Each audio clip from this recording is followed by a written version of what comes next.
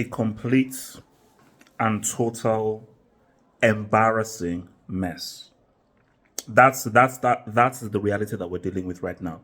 Is a complete and embarrassing mess that is this Nigeria football team. So, on one hand, we're hearing that Finidi George has resigned or stepped down after the abysmal, disastrous World Cup qualification.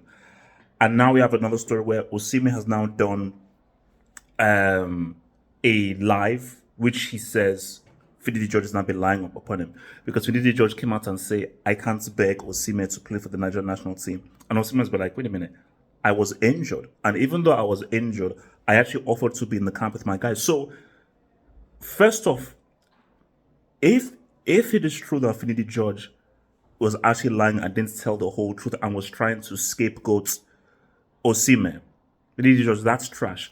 This is Lampard all over again. This is Lampard all over again. Lampard, great player, one of the best, greatest goal-scoring midfielders that the game has ever seen. As a manager and just as a person, trash.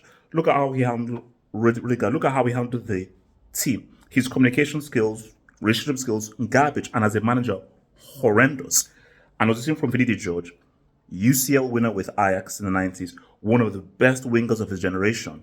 But it just shows you that playing and managing are two different things. So just in terms of just his coaching, tactics, strategy, is trash. And people always say, oh, local coach, local coach. Do you know that Eguavo still exists? Do you know that Amunike, who has experience in AFCON, he has experience in AFCON, exists? So my thing is, why would you go for an unproven Finidi George when Eguavo with experience exists? When Amunike with experience exists? When Olise with experience exists? There are other experienced local coaches who exist. Why would you give it to Finidi George?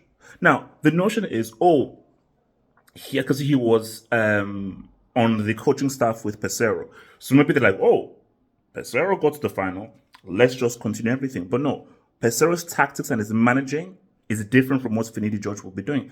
And we just look at the nonsense this guy is saying. Finidi George relax to. Why? How do you not play Boniface?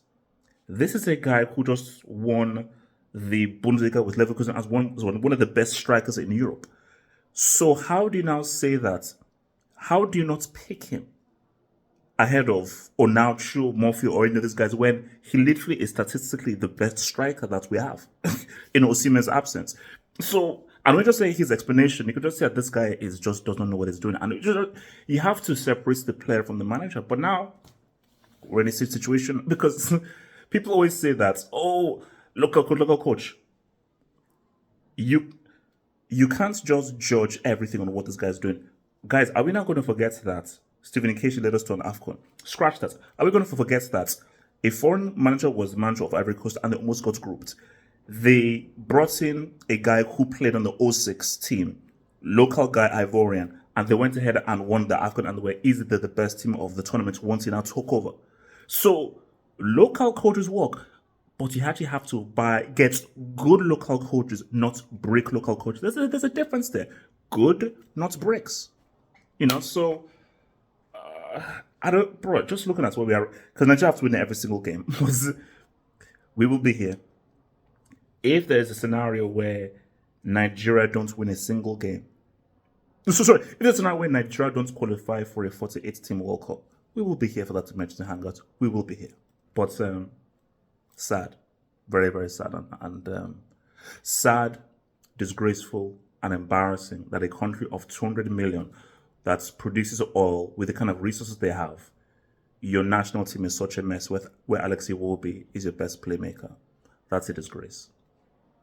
Like that vid, subscribe, check out those other vids. One love.